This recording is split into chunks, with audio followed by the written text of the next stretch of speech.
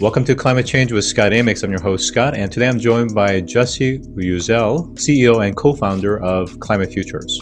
Thank you, Scott. Traditionally, carbon credits have been used primarily for governments and big corporations to be able to offset carbon footprints. With Climate Futures, you are looking to allow these carbon credits to be available for individuals and to have a marketplace for smaller businesses. Can you explain a little bit? Yeah, basically I've been working with carbon markets for 20 years. I got started right after the Kyoto Protocol was agreed and spent most of my time in Europe and around the world working with climate projects that generate carbon credits for carbon offsetting. So mainly for companies and large governments to use. So what we've done with One Planet is we've tried to create a positive economy for climate action with our partners. And what we're doing using blockchain technology is tokenizing the carbon credits. So traditionally, if you go to websites that are telling you you can offset your carbon footprint, a lot of people wonder what's really happening in the background if the carbon credits are being used. And what we've done with the technology is add another layer of transparency for the user. And we also enable them to actually take delivery of an asset as opposed to really, a certificate from an email or something like this that other companies might offer. All right, so let me kind of back up a little bit here is that the message that you have on the One Planet is that for individuals that care about climate change, that want to do something and get involved without necessarily having to install solar panels or wind turbine in their backyard, you're allowing for them to be able to purchase products and services that are creating those things in a sustainable fashion. Can you give us some examples of what those types of businesses and products are that's available? Sure. So it's a combination of climate solutions, which are the projects in many cases and the technology that they are utilizing to reduce greenhouse gas emissions, and our partners that want to use our platform to enable more sustainable and climate-friendly services. So I'll give you an example. One is Pildora. They're a marketplace for sustainable fashion around the world from emerging designers. So these products are actually shipped from the designer themselves to the buyer, and so there's a large carbon footprint, generally speaking, with the shipping. And what they wanted to do was be able to offer their customers carbon neutral shipping using our platform. When people use when people purchase products from Pildora, then they can opt in to do the carbon neutral shipping, which then supports projects like cleaner cook stoves in, for example, Zambia, or it could be a solar power project in Chile. There's large diversity of projects that you can support, including reforestation, afforestation projects, these type of things. Okay, so I'm just thinking in terms of the marketplace, being able to recruit and get merchants onto the platform is not as difficult as trying to create the demand creation side. So what are you doing on the partnership and channel development so that you can, in fact, have that large pipeline of individuals and small businesses that are interested in some of these services and products? Yeah. Well, it's twofold. The platform, we have an app, which is the One Planet app, which people can use on their cell phone, mobile phone or PC. It works within the operating system. That's for the individual user. And then for the companies, the system is built for e-commerce. So it's built for them to communicate directly with One Planet platform using an API and a plugin for their e-commerce system. So it depends a little bit on the partner and what they have. But for your small and medium-sized companies, it's more of a turnkey solution that we can also customize. So we can enable them to offer carbon offsetting services to their clients. And we have some examples of that. So again, I think my question was really around the demand creation is it's one thing to have a marketplace, but one of the challenges with many marketplaces, unless you're able to create sufficient volume of demand, that marketplace is really rarely ever vibrant. So what are the things that's being done from a strategy and channel development to enable that?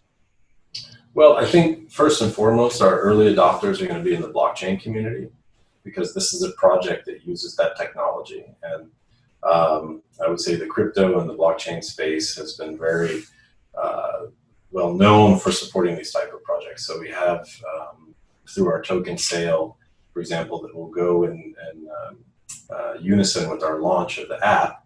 That will bring in some early adopters, and then that will be primarily what we call the blockchain community. And then from that, we also have sort of the people who are looking at easy climate action using the app. So it takes some time, but you have to basically get out there and market it. First, we were building it.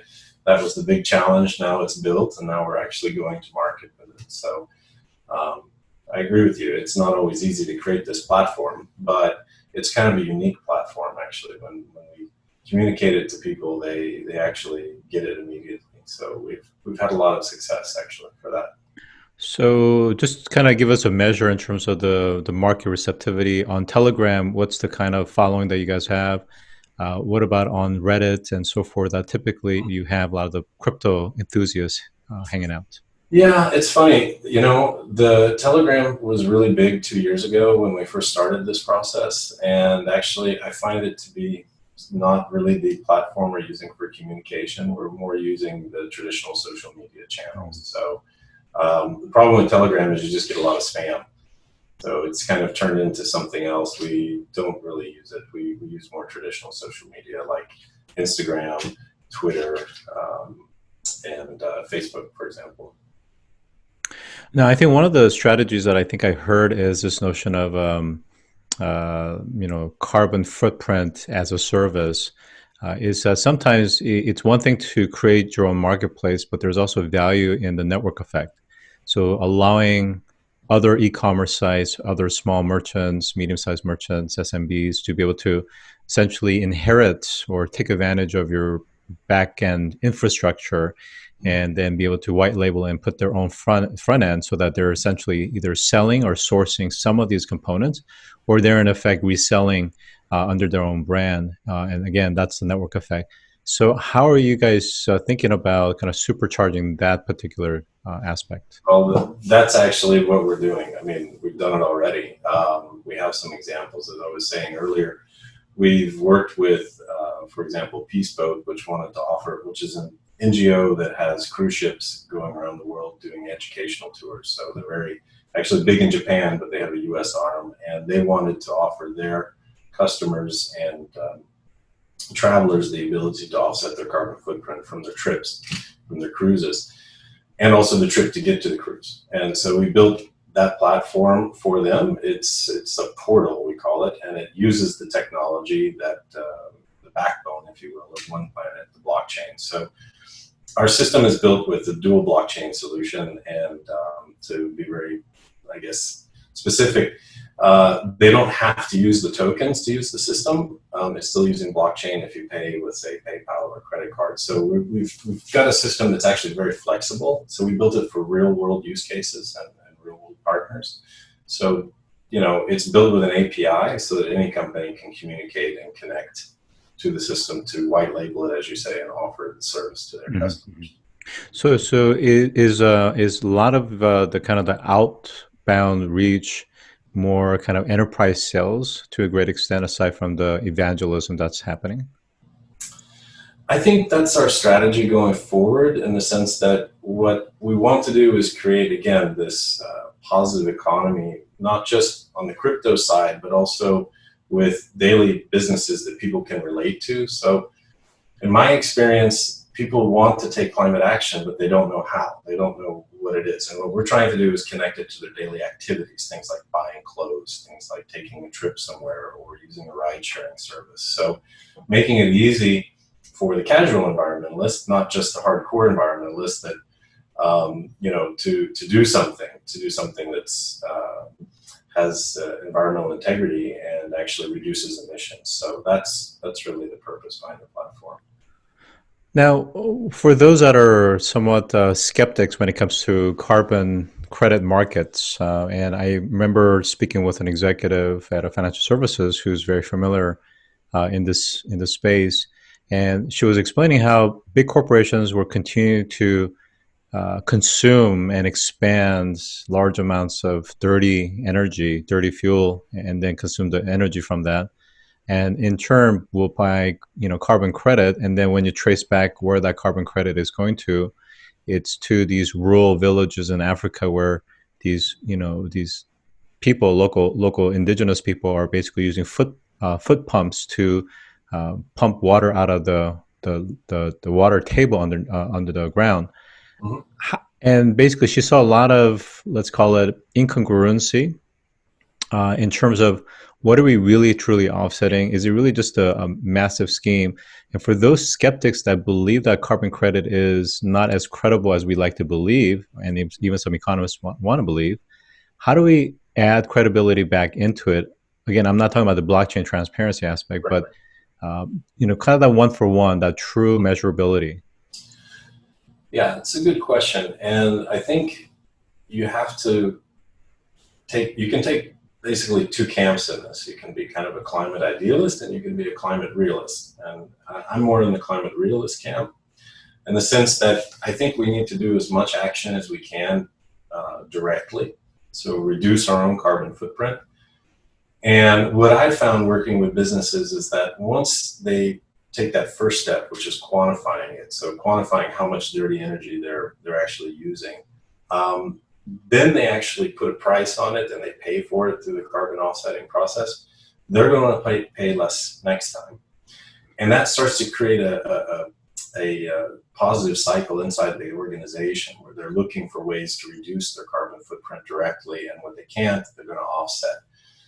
Now, to go back actually even further, how did this concept come about? Well, it's because the Earth has a global carbon budget, right? And so everyone's activities affect that, whether it's in Africa or here in America. And what science says is that it all affects the global climate the same. An emission in America is the same effect on the climate as one in Africa, using your case.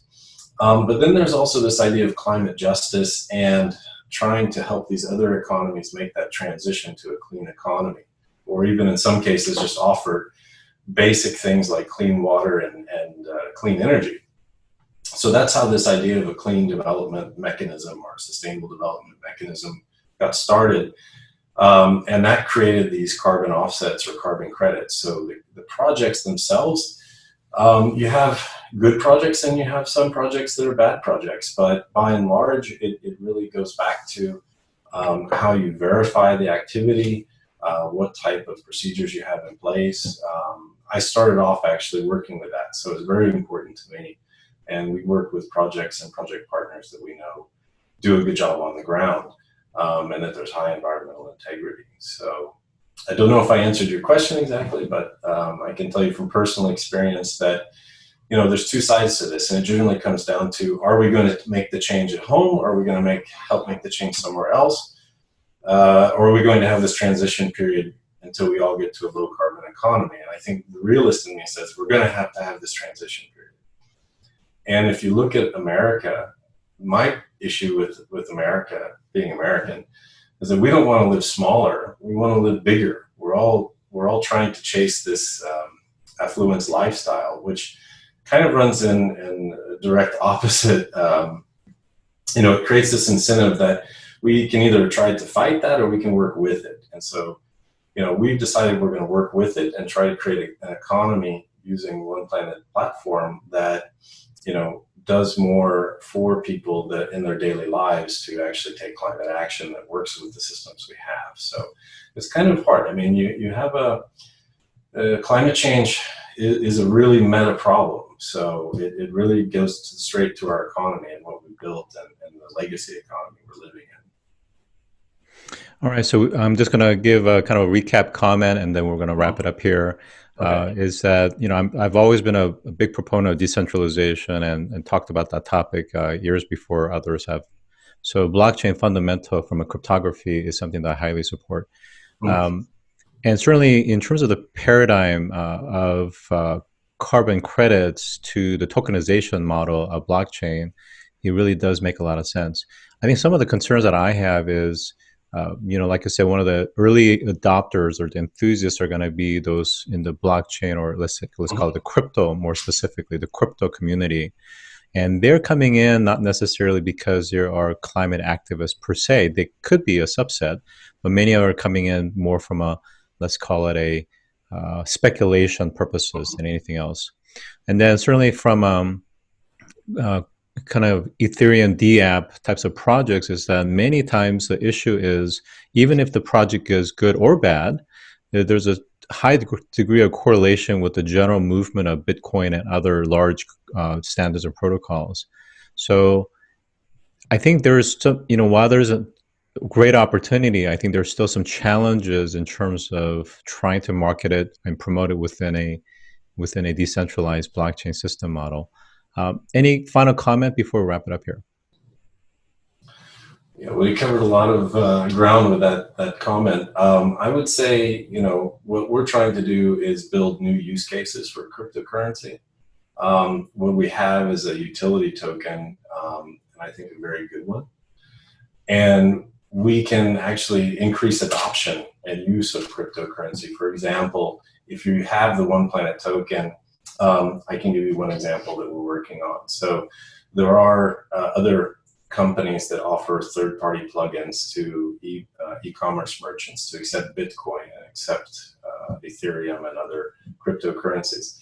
If they add One Planet token, they add a new actual service to that plugin as well. They suddenly offer a carbon offsetting service as part of that. And I would say there are more companies out there looking for a carbon offsetting service add-in to their e-commerce website than there are an add-in for accepting cryptocurrency. So the two actually reinforce one another. The need for climate action from companies may drive also some adoption of cryptocurrency. Now, some of the other issues you brought up, which is the high correlation and all these things with Bitcoin, I would say that's because most of your cryptocurrencies have no assets behind them. So what we have is a cryptocurrency that's backed by an eco asset, and that's something we understand and has real world value. So while there will be secondary markets for One Planet tokens that we don't control, and I want it to be like that, it's not built as an investment case per se. It's built to invest in a better economy, a better future for our world. All right, so today we've been joined by Jesse Uzzell, CEO of Climate Futures. Thanks for joining today. All right, thank you, Scott.